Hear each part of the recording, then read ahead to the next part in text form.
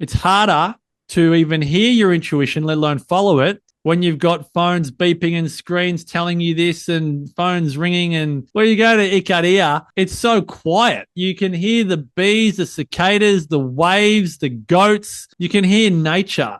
And you don't have to go into a corner to meditate to hear nature. It's just there. We call it, we say it's living meditatively. They don't meditate per se, but they live meditatively because life is just so quiet. They wake up in the morning and they're not in their gratitude journals and they're not in their ice baths and they're not making their green juice. They're literally watering the garden. You literally look outside and there's Ilya the farmer or Marika next door, and she's just standing at the garden watering it. And you're like, I wonder what they're thinking. And I actually think, to your point, Doug, and using your language, they're probably just listening to their intuition in the quiet of the morning, not overcomplicating their life, listening to the voice of God or whatever you want to call it. And then they just go about their day with a presence and what we'd call an emotional proximity that many of us do not even know it if it's staring us right there, because we're so distracted that we wouldn't know intuition if it punched us in the face, which is why, sadly, so many people feel like they've lost touch with their intuition. I have this quiz, the Exceptional Life Quiz, and I ask people to rate each of the 8 areas of their life. The last area is spirit. And I do a keyword search. I've had thousands of entrants over the years. Keyword search on the most common word in spirit. And I ask, what's missing? The most common word is intuition. Welcome to the podcast that guides men to demystify and develop their intuition. I'm your host, Doug Bites. Let's dig into the science and expand your horizons. No matter your family history or your genes, my guest today believes your best years are still ahead of you. Marcus Pearce is a longevity and life design strategist and the host of 100 Not Out, Australia's longest running podcast on aging well. He's the best-selling author of Your Exceptional Life and leads small groups to European blue zones where people forget to die. Marcus has spent the past decade interviewing and studying more than 200 centenarians, graceful ages, health experts, and icons of human potential. His mission? To help people live long, live well, and design a life they're excited to wake up to. Marcus, welcome to the podcast. Oh, thanks so much for having me, Doug. Look forward to this conversation. Yeah, I've been looking forward to it for a while, and I was stoked when you accepted the invitation. And we have a few things in common, and one thing that sort of came to me when I first heard about you and listening was probably sometime in the last 10 years. I'm not sure exactly when, but somewhere there, I had an epiphany that I was going to live to 100.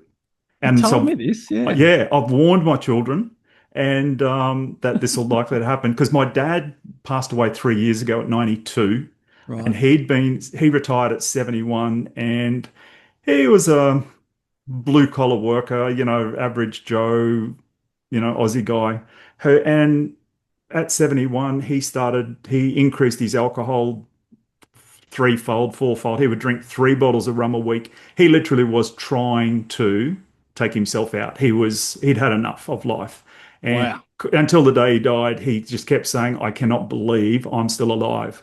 And so, he started smoking and drinking at age 12. His mum passed away. She got hit by a car on her bicycle by a drunk driver. And his dad then went into great mourning and just made my dad was the oldest boy. So he made him sit with him, to console each other. And they, he taught him to smoke and drink. And so he'd been doing, and lung cancer got him at 92. So he'd smoked for 80 years. So I figure I'm kind of like the opposite to my dad when it comes to looking after your body and things like that. So I figure, 100, here we go. And mum's still kicking along quite well at 94.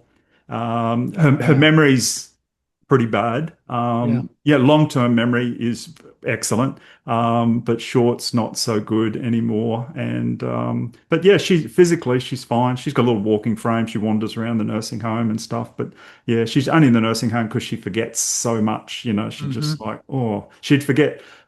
You go to the coffee shop, and the lady at the coffee shop at the nursing home is like, "This is your mum's 3rd coffee in 45 minutes." I go, "I know.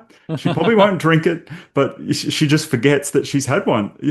Yeah, absolutely. Yeah, so so that's when I heard what you're up to, I was like stoked. I thought, yeah, this will be a really cool conversation. Well, yeah, I mean, to your examples you've just given, longevity is definitely not as simple as people want to think it is. It's not as simple as you are what you eat, because the healthiest or the best eaters would be living the longest, and your dad would have died a long time ago. But isn't it interesting that so many people have those stories, and no one really wants to admit that longevity is a little bit more complicated than diet.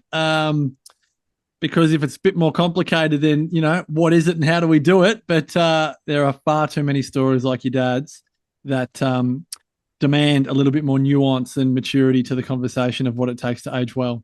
Yeah, and he was sort of, I guess, the last 2 years he relented and went to a walking stick, and the last couple of months he shuffled with a walking frame. When he went to a walking stick, he should have had like a wheeled walker. Like he was always just the stubborn sort of thing. And the last couple of months he could probably only the last 3 or 4 days he couldn't walk around. But yeah, so that's what sort of I guess eventually got him.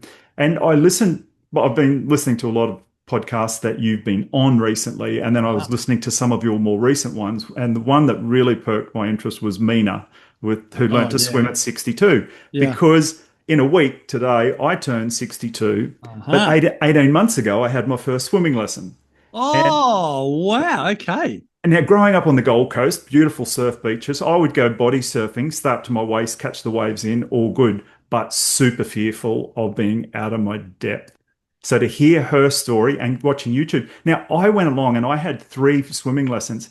The lady who taught me, she taught me for the first 2. She was probably like 18 years old. And she's probably looking at me like, what are you doing? Surely you can swim. Anyway, I mean, I could swim, but not without masses of fear.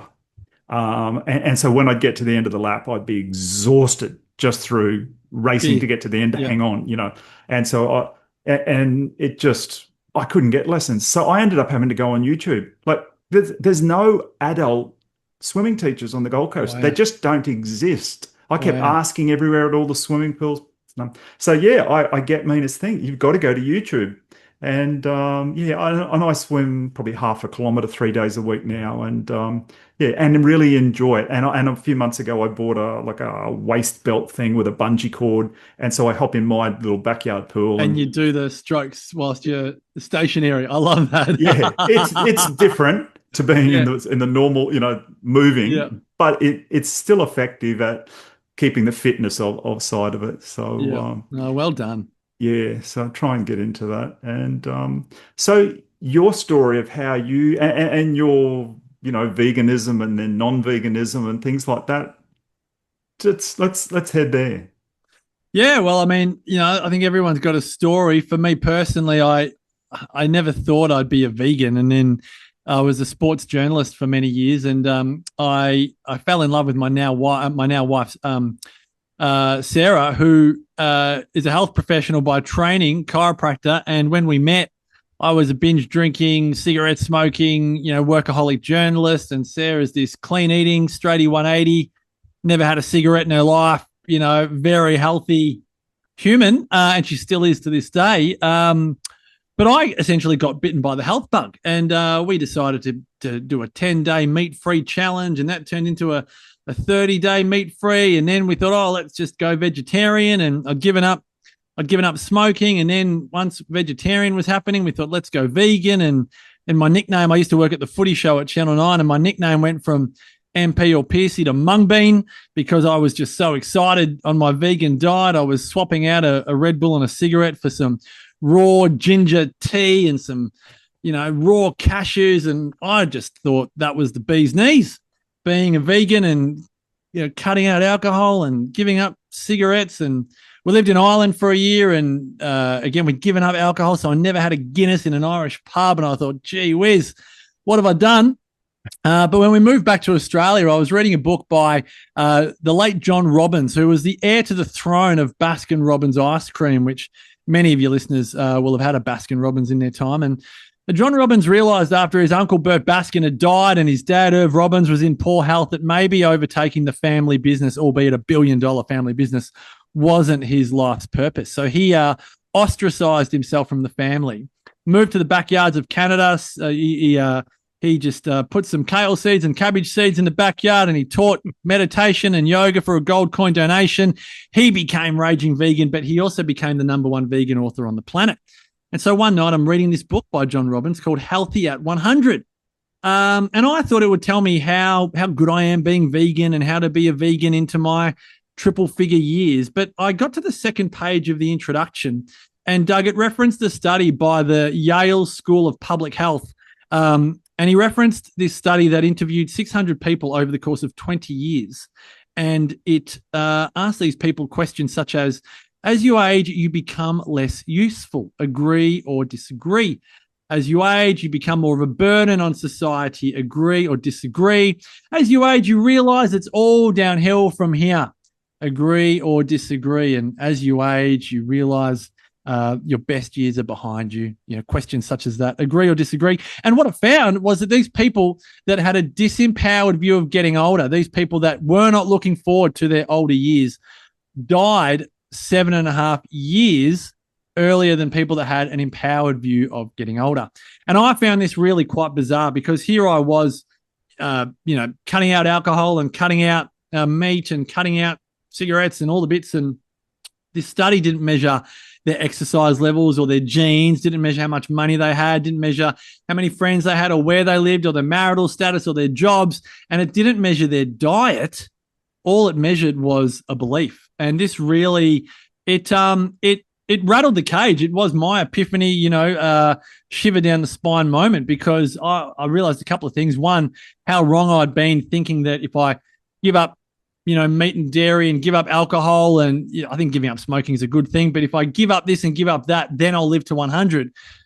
And what I began to recognize was that maybe I was wrong. And so, pretty much at that moment, I decided to test my theory to see how wrong I was. Started a podcast called 100 Not Out with my great mate, Dr. Damien Christoph.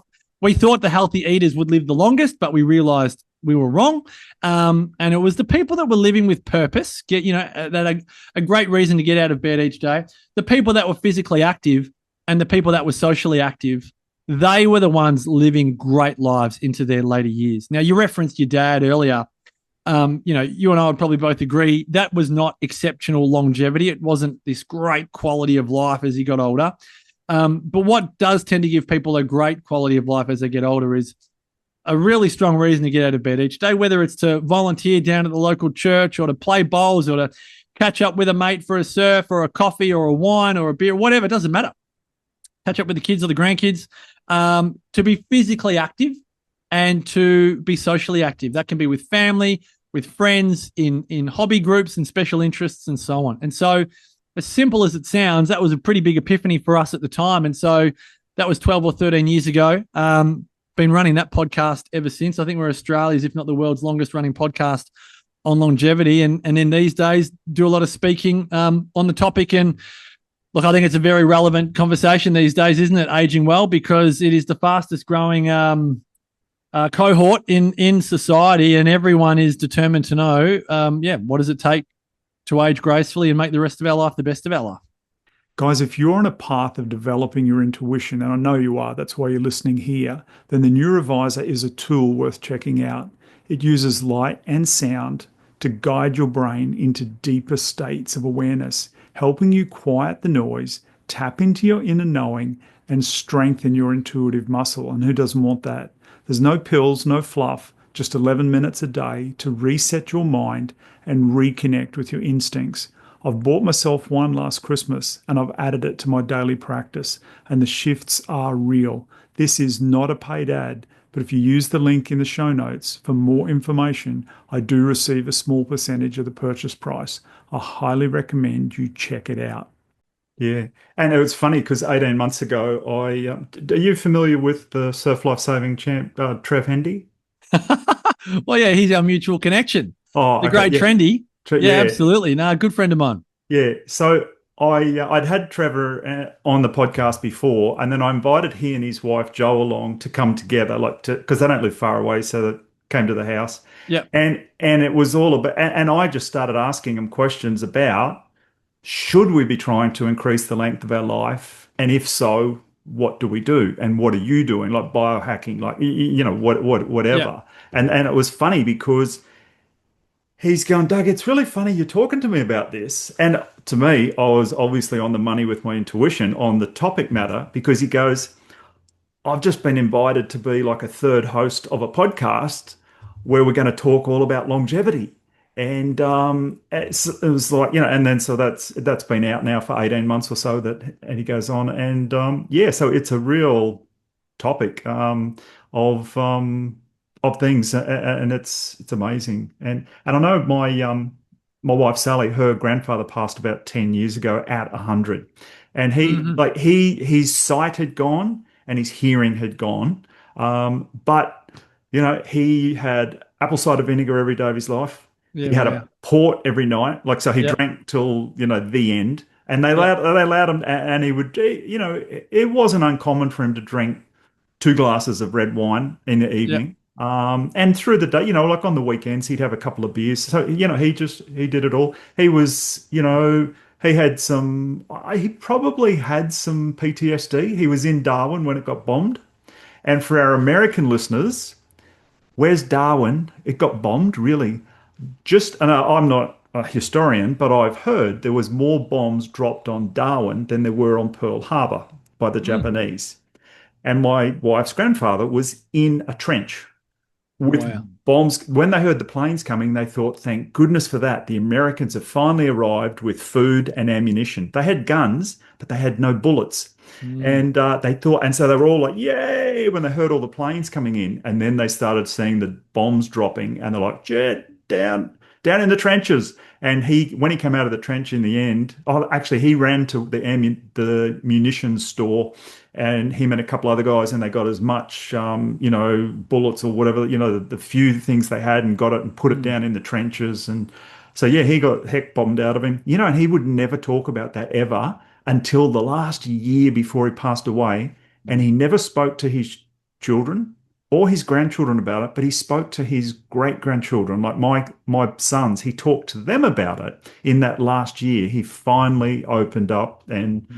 started to tell what it was all about, but yeah, clammed up. That's just the good old Aussie thing. And, not just Aussies, I'm sure, I think a lot of survivors of horrific events struggle for years to talk about it. And many of them don't want to what's the word, burden the listener with their stories. There's, I mean, a variety of reasons why people have gone through those experiences don't want to share, but it does complicate the conversation around longevity, because you can go through wars and you can go through major challenges, and a lot of people are wanting to avoid stress for all the right reasons, but you can also go through incredibly stressful events in your life and still live a long, long life. And so, it does raise the conversation of, what are the ingredients, and how do we bring them into our lives on a regular basis, and how do we recognize when we're barking up the wrong tree and the right tree? And to your point, alcohol, I mean, people's perspectives on alcohol, and Australia has a pretty average culture around alcohol, but that doesn't mean alcohol's bad. It means the way that we approach it as a country can be somewhat immature. But you look at a lot of cultures that do it really well, and it's an absolutely incredible part of their culture. So this is the stuff that I think many people are now wanting to learn about, because, as I said, longevity and aging well is not some fringe wellness topic anymore.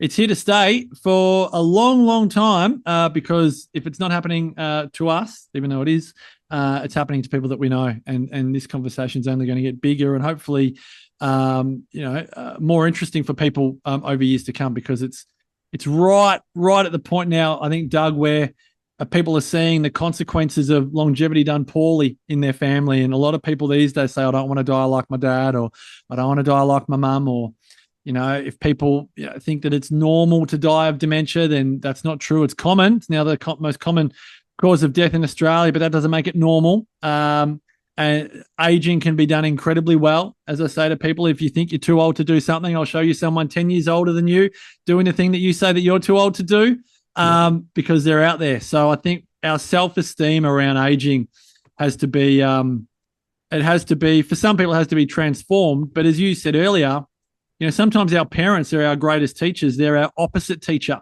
Sometimes our parents or our grandparents have gone through experiences and done things in their lives that we're like, oh, I don't want to do life, anything like that. And then we want to thank those people for playing that role in the movie that really got us to make significant changes in our life. And it's definitely not a game of good and bad. It's really a game of observation. And, are we watching? Are we listening? Are we curious about, the world around us and the behaviors that we see each and every day? It's funny you talk there about our parents doing opposites to what, we sort of then decide we don't want to do that. When my dad passed, I probably got on, my older siblings probably because there was a 6-year gap to me. I was the mistake. I came along later, and they all sort of, most of them Last anyway. but not least, Doug, not the mistake. Yeah. Oh, no, I know. No, yeah. They all believe I was spoiled and I got more of Dad's attention than You definitely were. You're in the 4-kid club. Don't you have 4 kids as well? I've got 4 kids, yeah. But Yeah, I was 4 kids. Yeah, I was the 5th in my family. So I got 4 You were older definitely siblings. spoiled then. You were definitely spoiled. Yeah, especially when I was 6-year gap. And so, but I still, I would often look at my dad and think, why can't you be like my mates' dads who were friendly? And I couldn't even bring kids around to home because Dad just didn't want anyone there. Just like, bugger off, go home.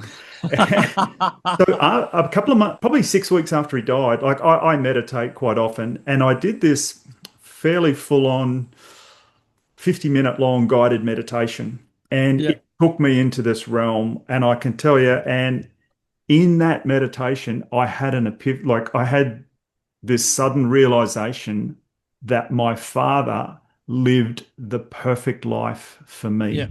It was like a pre-agreement that we had that he would live this shitty blue collar life that he hated to set that example for me so that I would do the opposite. Mm-hmm. And he said, son, you are like on the perfect track. You are doing the opposite to me.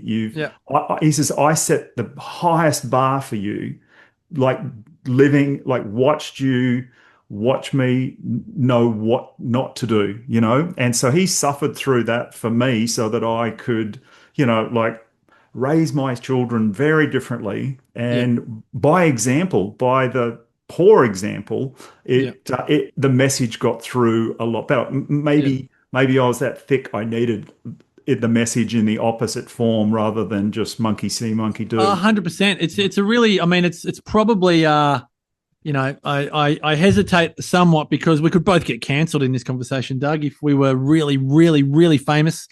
But I think lessons come in all shapes and sizes.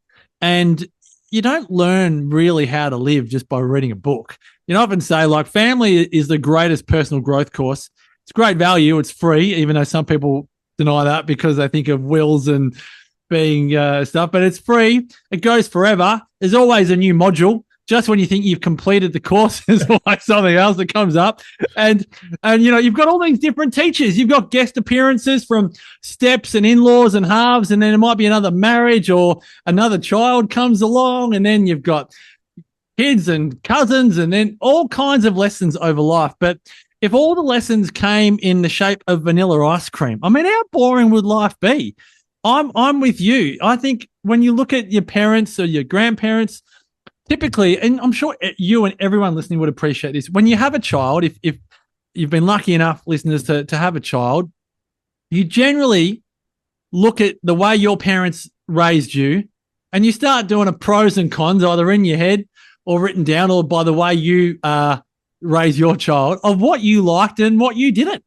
Whether it's you were fed unhealthy food, so now you give your kids healthy food, or your parents were so strict with food, so you're now way more relaxed, or you went to a private school and you didn't like it, so now you send your kids to a public school because it's free and whatever. Like, that is just life. And I don't know how we want the lesson book or the manual to arrive, but sometimes it does arrive in a bit of drama. Sometimes it does arrive with a dad who says bugger off more than he says hello. And sometimes Sometimes it arrives through really loving parents, and then poor them because we go, nah, they were too soft on us. We need to be harder on our kids. So, like, I don't know if anyone's ever happy, but there's always a lesson to learn from our family. And I love because not that many people see the blessings in disguise of their parents playing the bad guy or the bad girl in the movie. But I mean, my dad's dad was an alcoholic, and my dad hated his dad with a passion. And he said good when his dad died. And my dad was only 21, I think, when his dad died. And my dad became I would say, the best dad ever, because he would say he had the worst dad ever. And every day I thank my grandfather Earl, who I never met, for being, I won't swear, but for being that guy. And because that allowed my dad to be an absolute fabulous dad. And that's the story of life. And I think if we don't put that romance or a little bit of Hollywood into our life, then we might think our life's pretty straight up and down. But I'm sure, Doug, you'd agree. You speak to enough people, everyone's got a story. Everyone's got a Hollywood script in their childhood, in their upbringing somewhere. It's just some people don't want to talk about it, or they think it's just up and down. And I'm like, nah, everyone's got one of those great stories. And the sooner we own that, I think the sooner we can decide to create a compelling future for the rest of our life. Yeah, yeah. And I think, they say your mess is your message. And like all the different things that occur, like help us, like 35 years ago, I heard the saying, most men lead lives of quiet desperation. And I just instantly, guess who I thought of? My dad. It was just like, that's the life he was living. And I thought, that's not cool. Like, I don't want to do that. I don't want to live that life. And I don't want other people to live that life. So now, I'm out trying to help. Because in my opinion, if men would listen to it's not that they don't have it, but they just don't listen because it's a quiet voice, that nudge, that gut feel, that intuition. If they would listen to it and just make once a day, follow it, make one better decision every day on average, some days two, some days none, but on average over a month, make one better decision a day. Like, how much better would the world be? Because if you made 30 better decisions in a month, you'd have a skip in your step. You'd be feeling that your head would be held a little higher because life's flowing along a bit better than it used to. So that's my sort of thing with it. So I'm curious, when you travel to these blue zones that you've done and you've taken groups over there to educate people on alternate ways to live, do you, like, when it comes to intuition, listening to those hunches, do you think the people over there do it any more, less, or the same as us, or have no idea? Yes, absolutely they do. I mean, I've got a few views on this, but first of all, particularly Ikaria, which is the Greek island near Turkey that the New York Times called the island where people forget to die, but also in Sardinia and then Okinawa, the Japanese blue zone. A lot of those three places are islands. In Ikaria, I don't see anyone with glasses on. You and I both got our glasses on. And you speak to the locals about this, and I go, why don't any of you wear glasses? And they go, so we live essentially in a 3D world. You all live in a 2D world with your laptops and your phones and your screens and your this. We live on an island where we're always looking out to the horizon. We're always looking at trees. They're doing a lot of outdoor work, a lot of manual labor. Most of the careers and work over there is either in tourism, which has a lot of outdoors in it, or in farming, and that can also include fishing and, in maybe building and so on. But there's a lot of 3D work. But the bigger thing about that is in that there's not a lot of work there that demands being on a computer all day or being on a phone all day. And I think we'd all agree that when we've got these screens, we are more distracted, which then means we lose the ability, if that's the right term. It's harder to even hear your intuition, let alone follow it, when you've got phones beeping and screens telling you this and phones ringing and beeps and bops and everything.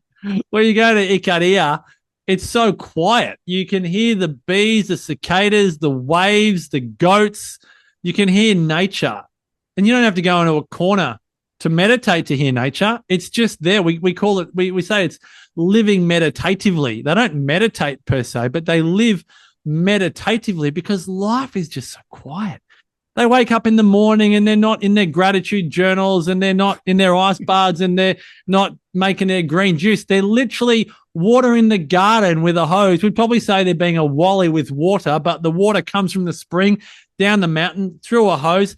You literally look outside and there's Ilya the farmer or Marika next door, and she's just standing at the garden watering it. And you're like, I wonder what they're thinking. And I actually think, to your point, Doug, and using your language, they're probably just listening to their intuition in the quiet of the morning, not overcomplicating their life, listening to the voice of God or whatever you want to call it. And then they just go about their day with a presence and what we'd call an emotional proximity that many of us do not even know it if it's staring us right there, because we're so distracted that we wouldn't know intuition if it punched us in the face, which is why, sadly, so many people feel like they've lost touch with their intuition. I have this quiz, the Exceptional Life Quiz, and I ask people to rate each of the 8 areas of their life. The last area is spirit, and I do a keyword search. I've had thousands of entrants over the years. Keyword search on the most common word in spirit, and I ask, what's missing? The most common word is intuition. I've lost touch. I don't listen to it. So I hear it, but I don't act on it because I'm scared if I do, what will happen, because most people are addicted to certainty and they don't want to live in the uncertainty and anyway, you've opened up a can of worms here, Doug. But yes, the short answer is yes, they listen to it. They live by it. They have a trust and a faith in something deeper than the physical, tangible world, and they trust that inner voice, those intuitive hunches, a lot more effectively and efficiently than we do over here. We stew on a hunch for months, years. The hunch to write a book. Oh yeah, I've been thinking about that for years. In Ikaria, they just get to work. But over here, we've got to wait 20 years before we listen to our hunch. Anyway, sorry, I'm being a bit flippant now, but you know what I mean. I know exactly what you mean. And I love not only intuition, I love synchronicities as well. And probably 5 years ago, I was getting a lot of intuitive information coming through, but some of it was coming through in a way like it was Chinese. I couldn't interpret it. It was like, so I'm driving in the car on my own one day so I can, talk to the universe. Of course, that's when it comes, when you've got nowhere to write. Yeah, yeah. And so I aggressively, but not angrily, cried out to the universe driving along in the car, send me someone to help me interpret the language of my intuition.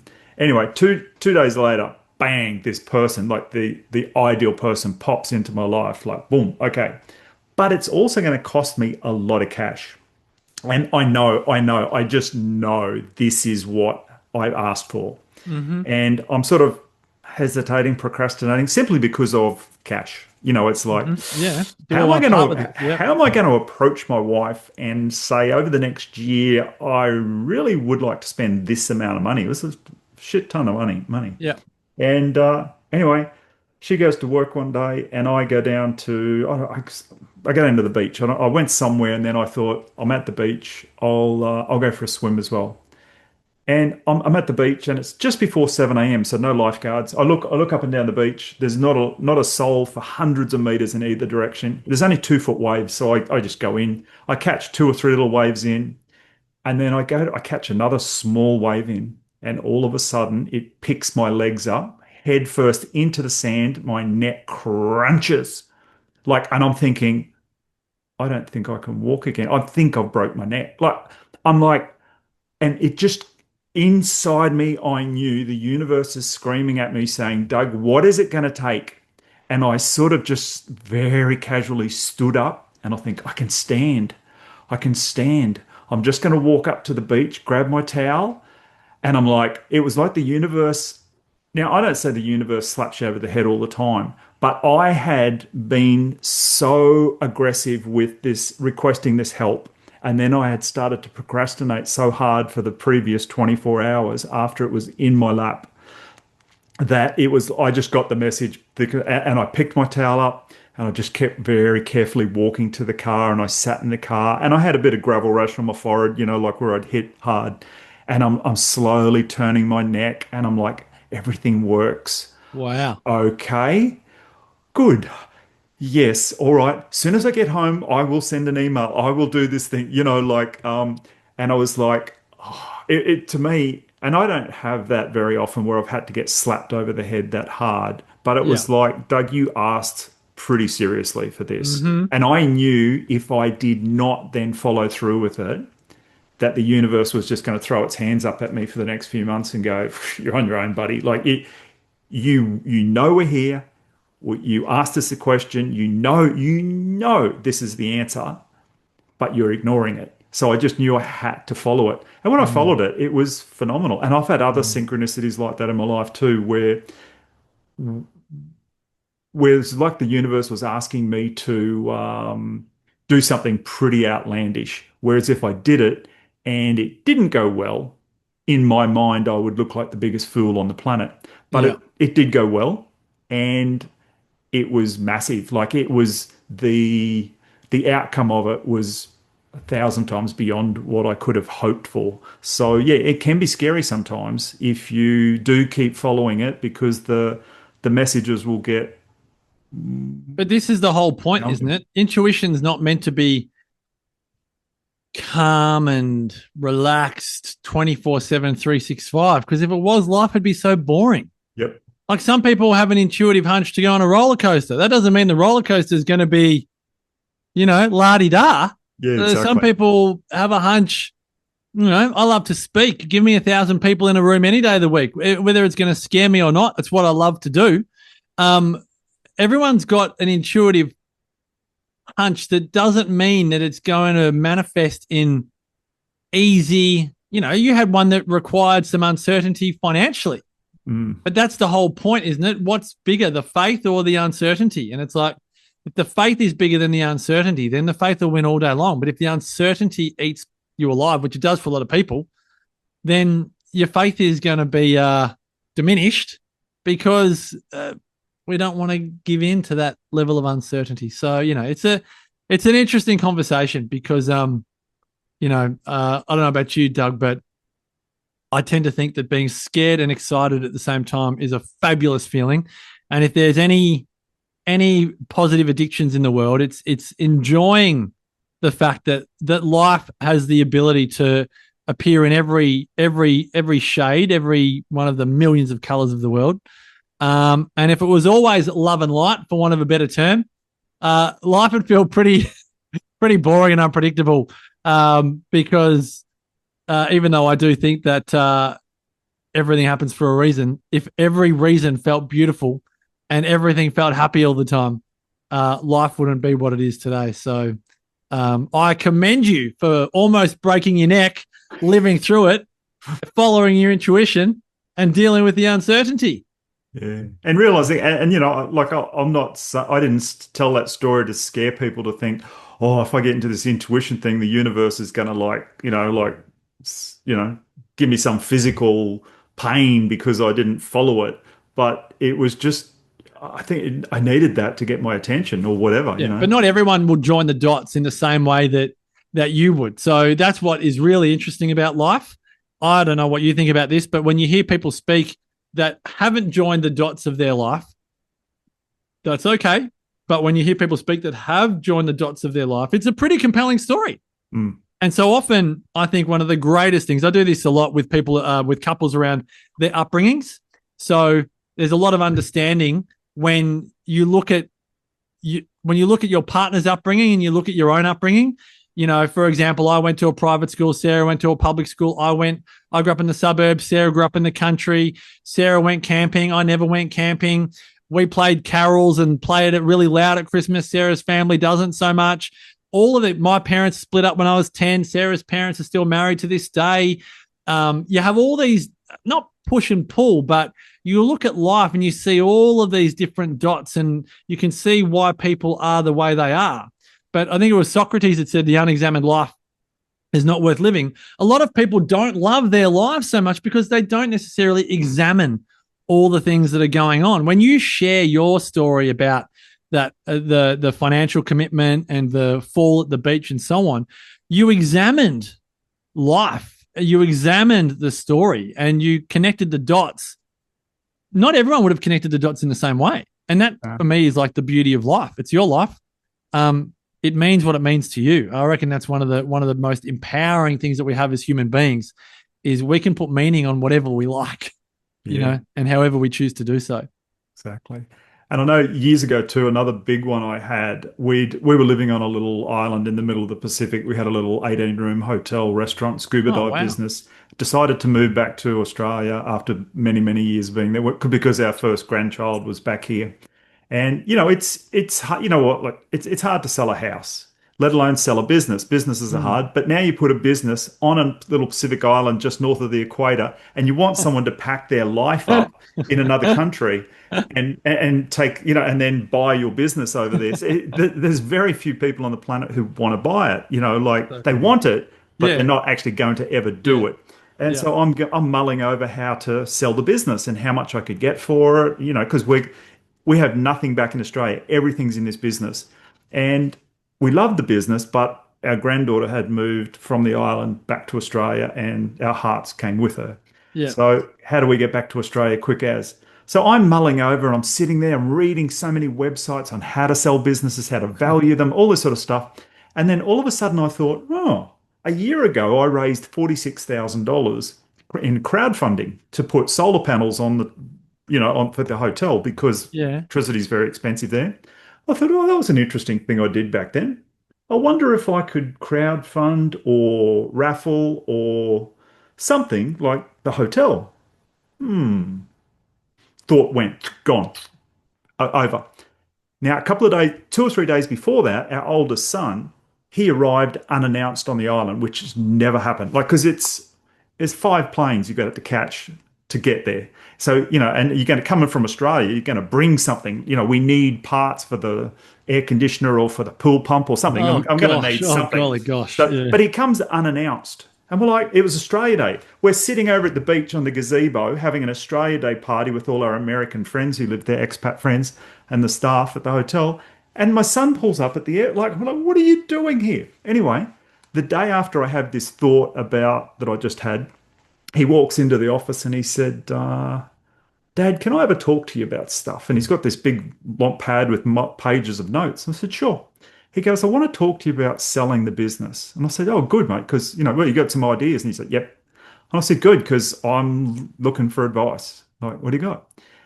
And he says, I've been doing all this research and I think you should raffle the hotel off. And I'm like, very interesting. That same word came to me the day before. It's the first thing I thought of, because it's just who I am. Yeah. And back then, I'm not teaching anyone about intuition, but it just, I lined the dots instantly. Yeah. So after a couple of minutes of talking to me, I said, well, all that you've got on there is all notes of how you're going to do it. And he goes, yeah. I said, I'll pull you up right there. I'm in. And he's like, what? He thought he's going to have to do this big sell, and he's, and I said, mate, what you have to do now is go and take your mother for a walk and convince her, because I'm never going to convince her that this is going to work.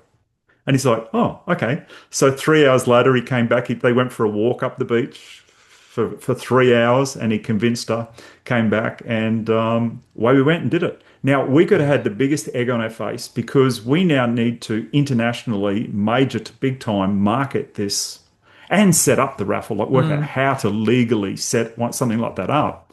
And we did it all. And it took 14 months to do, to get it all the I's dotted and the T's crossed. But, mate, it was the best thing ever. We got 3 times the amount of money for the business that I had ever hoped to have sold it for. Wow. Yeah, it was all from synchronicities. Like 2 days in a row, hearing the same thing, immediately knowing that without a shadow of the doubt, this is what the universe wants to happen. But I find all those synchronicities is a fascinating. Again, not everyone likes to think of the world these ways, but isn't there's a great Einstein line? Well, he said coincidences, but let's say synchronicities. But he said coincidences are God's way of remaining anonymous. And you think of your story, that you had this idea or this thought that kind of was in and out, but then your son comes along, and it kind of just adds an extra level of strength or affirmation to the idea. I think of a couple of examples. You may have heard of Eddie JQ, the world's happiest man. He was a Holocaust survivor, wrote a book, and he met his wife. Flora when the war was over, and they were going to the kind of the office where you say, I'm a survivor of the war, and this is my name, and this is where I'm from, and so on. And she was like what we would call the checkout chick. She worked at the office there, and that's how they met. And then it's like, okay, so if it wasn't for the liberation, if it wasn't for the war, and if it wasn't for all of the places, and if it wasn't for him being held at that camp and then having to struggle and hide and all his way to actually land in that town, in that village, to then set eyes on this woman, like, would they have moved to Australia and had the life that they had? And like, if you don't examine your life in that way, that's fine. But if you do, like to your point, Doug, when you examine your life in that way and you join the dots, which we then call synchronicities, like, it's a phenomenal life to live. It's a far more compelling life to live when you join it all together. So it's really cool. Love that. Yeah. And like, here's another one. We had 3 sons, and we had 2 of them just under 2 years apart. Then we had a 4-year gap. And then because we always wanted a girl, and it was like, oh, we've got 3 boys. And then we had like 4 or 5 friends that had 3 sons, and then their 4th was a girl. And we're like, there we go.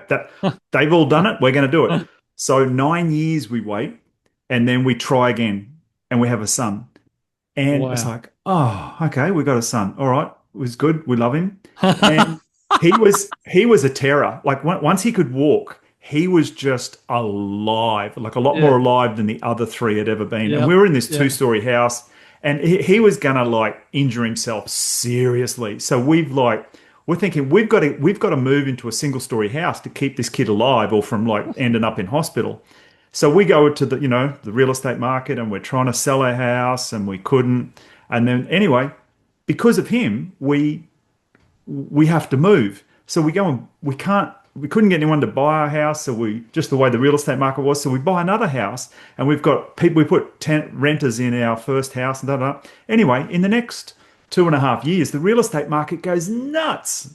So because of him, we now have an extra, like, we've made an extra couple of $100,000 in 2 years. Yeah. It's like, boom. And then this and that. Have you told him that? And have you thanked him for it? Yeah. I have. Golden child. Yeah, exactly. And then our business partner, where we'd moved back to Australia for a while, left the business over there, the dive resort, with our partner. He then rings up and says, I'm quite ill. I can't run the business anymore. I can't scuba dive anymore. Like, I have to get out of here. And this is how much I want for my share of the business. And we're like, oh, okay. Because we own 2 houses now, and the real estate market's gone ridiculous. And, we didn't plan it. Yeah. We can now sell both those houses and buy him out. Like, and so then we pack up and move over there, and now we own the business, 80% of the business instead of 40%, which was just how we liked it. And we sort of went over there, and it all happened because I just came home one night. I had this thing, just an epiphany that we need to try for a girl. So I come home and I said to my wife, I'm the one, and like usually she's the maternal one. I'm saying that, and she's looking at me strange, like, really? You sure about this? And I said, yeah, and followed the hunch to have another child, and away we went. But had he been like a cute little passive girl, we would have just stayed in that first house. And when our business partner said, we need to get out of here, we wouldn't have had the cash to buy him out. It was just, you follow the hunches, the messages inside, the inner knowings that you just know something, and you're like, yeah. I love that. That. Well done. Yeah. So it's for me, it's given me a lifetime of joy and happiness, and just incredible feeling of satisfaction to, and sure, I don't follow it all the time. I'm as thick as the rest of us, but the times when I have and I recognize it, it's like, because for me, my definition of intuition is there are invisible, benevolent forces out there that love us. And they're constantly trying to get messages to us. And they'll get them to us however they can. Yeah. And the more you listen to them, the easier it is to understand them. It's not speaking Chinese anymore. You start to recognize boom, boom, boom, and away it goes. Mm. And they're not always going to make life difficult for you. They're going to, you know, and yeah, I won't go more woo woo in that. I can go real woo woo on that one. Go as woo woo as you like. It's your podcast. Yeah, I actually believe that we are all so powerful that we're actually too powerful for these physical bodies for us all to be here. I believe only a part of us is here, and another part of us is somewhere else. And I believe sometimes that invisible benevolent force that is helping us sometimes is Mm. us. The other part of us. And it's not only the other part of us, but that's potentially Mm. some of, and so does the other part of us know what we need? I reckon it does. Yeah. Yeah, Yeah. is it always going to get it right? Probably not. Are we fallible beings here or out there, wherever we are? Probably.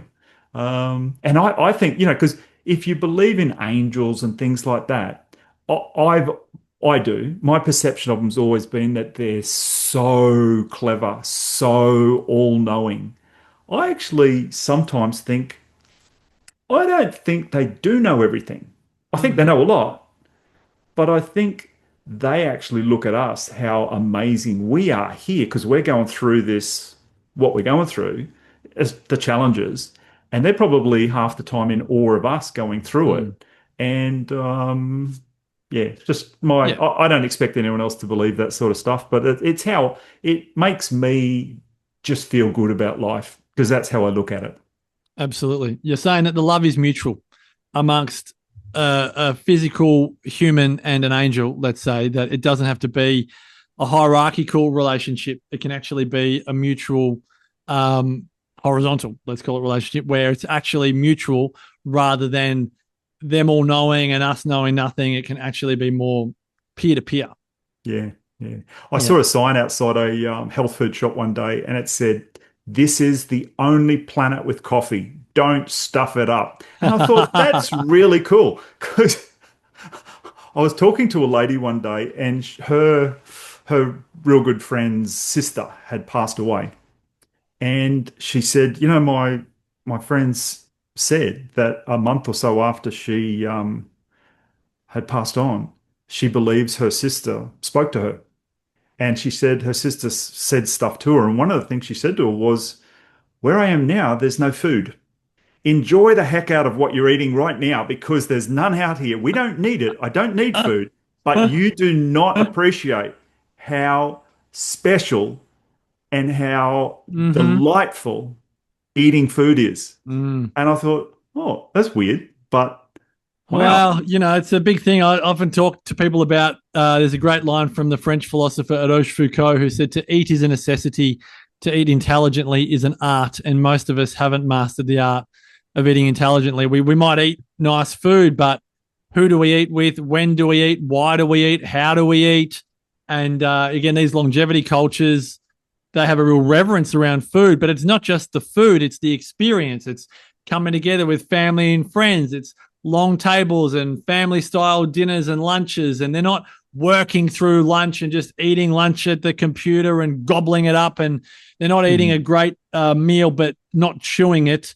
They're always, graceful in the way that they would be around food. They would never drink alcohol alone and just to get drunk. They would always drink alcohol as a lubricant to enjoy with their friends and family. And they would have more reverence around food because, to your example that you just gave, food's incredible. But food is so much more incredible when it's shared with others in a way that creates a level of reverence that not many other things can get near food for bringing people together in the way that food does. Some people might argue sport, but that's a very different experience. But food is a very powerful way to bring people, either family, friends, or strangers, together.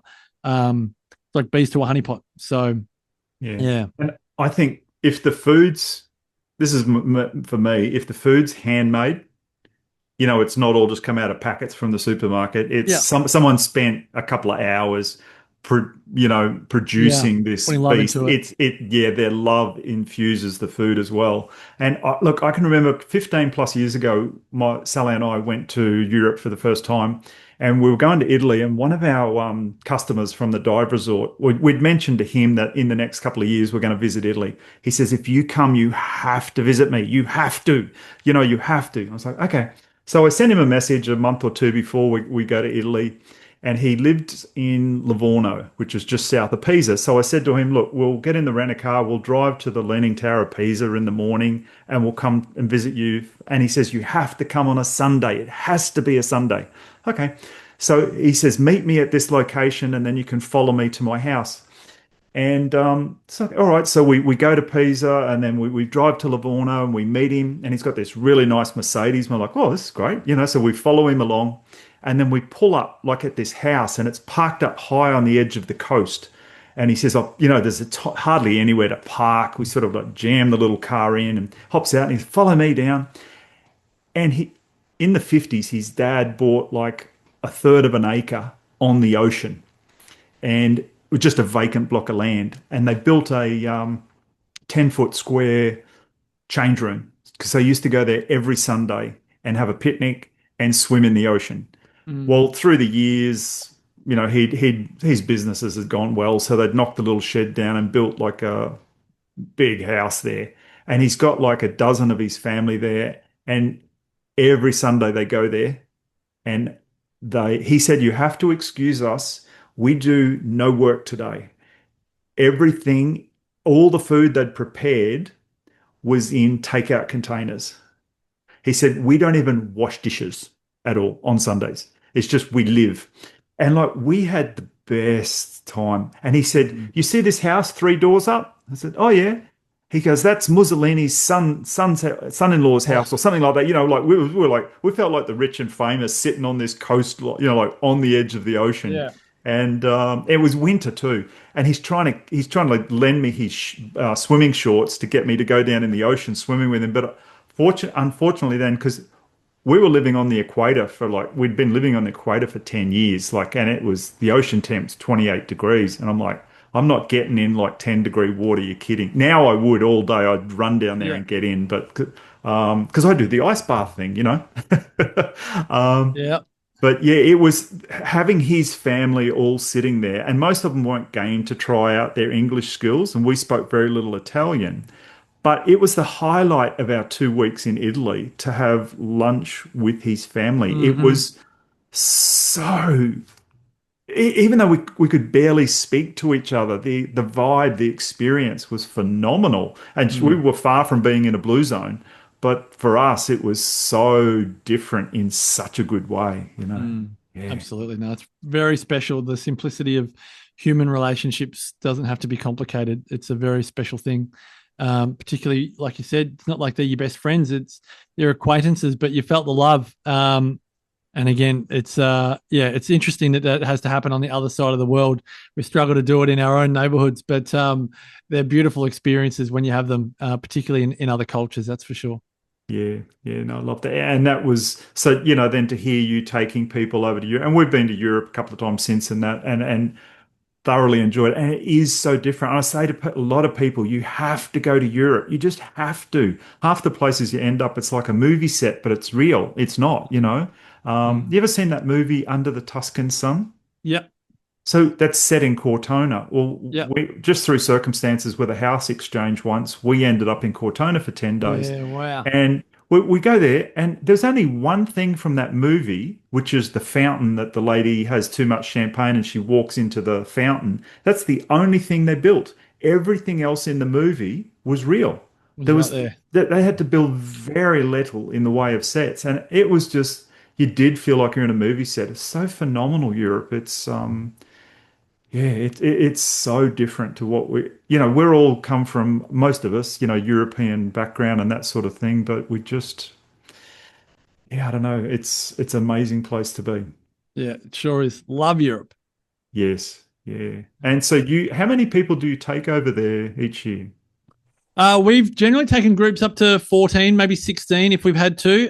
But generally, given the nature of the smaller villages, we've had, groups around that size because it keeps it consistent with the villages that we're in, and we're very connected with the locals. So we don't want to swarm in with a group of 50 people. So they're quite intimate experiences, that's for sure. Yeah. And the people in these villages, how exposed are they to the outside world? Oh, exposed enough. It's not it's definitely not a cloistered type of convent type setup. They're very, many of them worldly, as in they may have, you take Ikaria or Sardinia as an example, they may have worked in Athens and traveled to America. They may have been in Rome and traveled, but many of them also may not have left their island, and they may have been, or Ikaria as an example is if they needed medical attention, they would generally go to Athens for it. So they would have left the island. But yeah, I think of Sardinia, which is population 1.5 million. They don't have to leave Sardinia for anything, if you know what I mean. But many, many years ago, they were slow to the party of the Industrial Revolution, Sardinia. So maybe in the 50s they did, but it's interesting to me that whilst they are worldly, they choose to live very locally. They love their village. They love where they live. They don't feel a need to travel to other places to see other parts of the world. That still exists, of course. There are those that do. But, particularly as Australians, we just love to travel. You don't meet many people that don't love to travel. And given we've got a large country, I mean, a lot of people love to travel Australia and don't have a great desire to travel the world. And that's totally okay because there's so much to see and do in the lucky country. But, I think many of these people, they've got a great awareness of what's happening in the world, but their lives are very much in the day-to-day of their local village. And they might only be villages of 100 people, but they know everyone in the village. They love where they live. They're always there to help out for people that they know and love. And not many people these days have that same connection to where they live. They don't necessarily know their neighbours, and they don't necessarily even I'd say think to help, because there's beautiful communities around Australia that really are there for each other. But you go to these other blue zone cultures and there's a real sense of connection and emotional safety that really is a superfood to longevity. That you never stick a needle in someone's arm and go, oh, you must love where you live, Doug, and you must have a heap of friends and know your neighbours, and you're always there for each other. Like, that's not the way that it's not the way that medicine works, but it's also not the way that we're trained to kind of think about our health and quality of life. And then you go to these cultures and that's what they have, but you can't measure it per se, but you can observe it in spades. And whilst we might need to go onto the other side of the planet to observe it, the kind of challenge to our groups is to then go home and be that person in your community. You don't need to live in a blue zone to be a great neighbor and be a great community member and to help out and to say hi to strangers and to, be like that. So I'm pretty keen on letting people know that we don't have to live in Europe to live these great lifestyles. That's for sure. Yeah. Yeah. Now, you talked before about, like, for longevity, people need a sense of purpose. They need physical exercise. They need a social scene. Mm-hmm. So just thinking of those things for a longer, happier, healthier life, is that the whole advice? Like, when we're now talking about men to develop their intuition, is there somewhere from that, or is it a combination of all that? No, there is. Yeah. So my work is what I call this exceptional life blueprint. And so if you think of a triangle, those first three ingredients are the foundation: purpose, movement, and social. But what good is longevity without quality of life? So what I then recommend based on my research is that we look at our nutrition, which we've discussed, not just what you eat, but who you eat and when and why and so on. Your family relationships, your personal interests, so your growth, and that generally brings a level of fun and enthusiasm, and your wealth. You can't live in a wealthy nation and not have financial independence. If you live exclusively on the pension, then you don't have financial independence. You can't do what you want, when you want, how you want, with who you want. You're living in relative poverty. That's less than 50% of the median income. And so those four ingredients, nutrition, family, growth, and wealth, are quality of life enhancers. And that's essentially the triangle in my exceptional life blueprint. And then I put a big circle around that triangle, and that's your spirit, soul, and faith. And that circle infuses into all those 7 areas of your life. So You want to put your heart and soul into your daily working hours, your purpose. You want to put your heart and soul into your movement and your social life and your nutrition and your family and your growth and your wealth. Because if you don't, then life is just one big to-do list trying to do the right thing all the time. And it's kind of like we were talking about earlier. There's no synchronicity when everything's just very logical and straight lines, and we don't see the weaves and wends of life. And so I tend to think of a longevity plan, a quality of life plan, and a heart and soul plan. And those 8 ingredients must be observed with a reverence that if we try and sweep one or two of them under the carpet, if we try and, be great at our work, but we've got no time for our friends, or we try and be everything to our family, but we've got no time to be healthy, the consequences of those decisions come back to bite over time. And, life is playing the and game, not the or game. We can't just be good at 5 or 6 or 7 of these. We've got to be great at all of them. And yes, it's difficult to be great at all of them all at one time. But if we don't have a philosophy to be nourishing each of those areas of life, those consequences come back to bite. So we've got to be mindful of that, particularly when we live in a wealthy nation like the one that we do. Yeah. Now, your podcast, 100 Not Out, you've interviewed like a lot of people. You've got 600 plus episodes. Is that right? Correct. Yeah, I think we just recorded 667. There you go. So, yeah, been a few. So do you have a favorite person you've interviewed?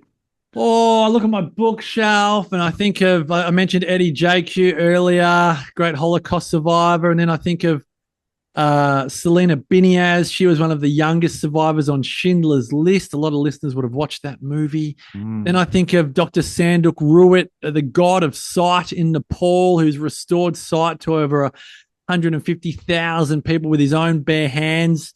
And he grew up in a village without a school, and his parents decided to send him to a school in India, which was a 15-day trek from his home, and he never saw his family for 6 or 7 years, and he buried his sister Youngla, who died of tuberculosis, because they didn't have the money for the medicine to keep her alive. And to your point, that was the seed of his life's purpose, to become a doctor and then to become an ophthalmologist. And now he is literally the god of sight. He worked with Fred Hollows in Sydney and then took that wisdom back to Nepal. Just interviewed, like you said, Minna Pontello, who learned how to swim, an 86-year-old skydiver, Pauline Milborough, a 68-year-old accountant who swam the English Channel, who then did it 10 years later at 78, Don Riddington, a psychologist from Melbourne who climbed Everest on her 68th birthday, Jan Smith, a nun, Sister Madonna Buddha, who was the oldest woman to complete an Ironman triathlon at age 84 and then got a Nike sponsorship. I mean, I could just go on and on with examples of people that have what I call defy the aging stereotype, which is why I think it's really important that none of us ever says I'm too old to, or I don't have time to, because they're the same statement, just a generation apart. But there are dozens, if not hundreds, of people that I could refer to, Doug, that remind me each and every day never to let something as fickle as age define life in any way, shape, or form. Because, given some of the stories that you and I have discussed on this episode today, the good old age is just a number. And if we can continue to live our life with that attitude and to create our compelling life, no matter what age we are, then we're a lot better for it than giving up, so to speak. And as you mentioned about your dad, just waiting to die, that is in no way, shape, or form, I think, the way that we really want to live out our years. Yeah, no, I hear you there. Before we go, I got one last question for you that for you could be, that probably for you will be real easy. Occasionally, I don't ask this to everyone, but occasionally it stumps a few people for a minute or two. But if your microphone was connected right now to all 8.2 billion people on the planet, and they were all listening to you right now, and you knew none of them would blame, shame, or judge you for anything you said, Marcus, what would you say to them? That's a great question. There would be no blame, shame, or judgment. Well, luckily, I don't care what anyone thinks about me, so that's okay. The next piece is that there's 8.2 billion ears listening, so don't stuff it up, as we mentioned earlier. I truly believe that we must believe that our future is compelling and that our life is worth living. if we believe that our best years are behind us, it really makes life difficult to be exceptional in the future. So in order for the rest of our life to be the best of our life, it's on all of us to really own that we were a 1 in 400 trillion chance to be born.